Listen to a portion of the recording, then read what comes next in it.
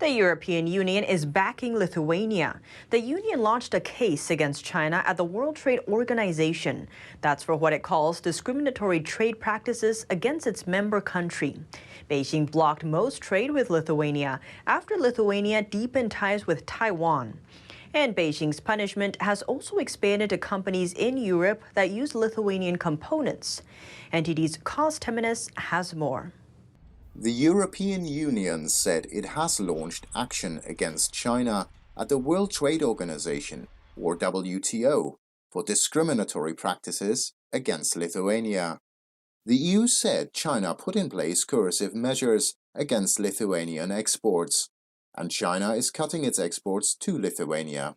European Commission Executive Vice President Valdis Dombrovskis says the EU's attempts to resolve the problems bilaterally have failed. These measures are a threat to the integrity of the EU single market.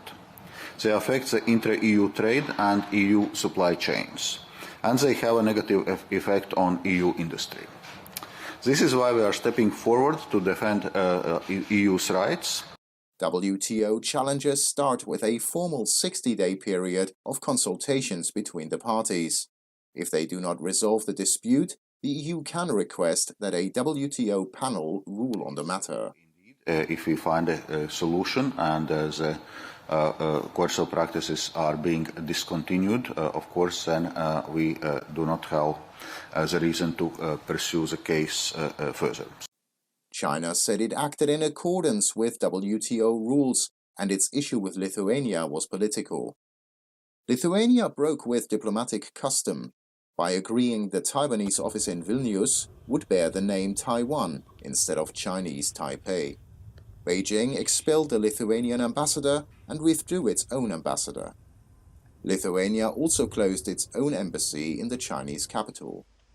Cos Temenis, NTD News. A Lithuanian woman living in Taiwan suddenly found herself becoming popular.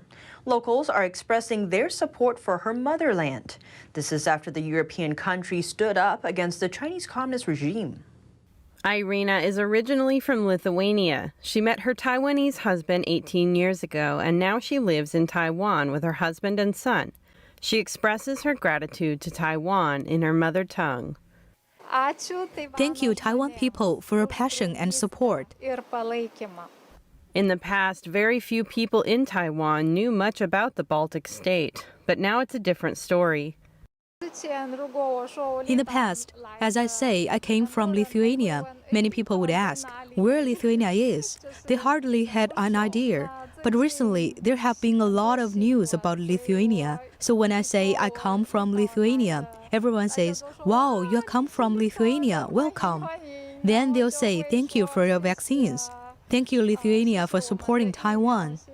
Lithuania recently allowed Taiwan to open a de facto embassy there using the name Taiwan. Since then, the Chinese regime has been pressuring Lithuania with economic sanctions, and people in Taiwan are backing Lithuania in response. Irina shares one of her many experiences.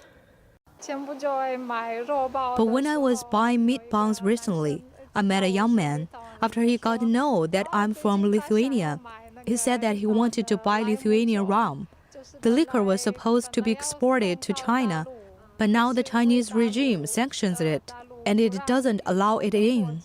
Irina admits she's worried that the Lithuanian economy would suffer from China's retaliation, but she says she supports the Lithuanian government because nothing is more important than supporting a democratic and free country. Taiwan is a free country. That's a key point.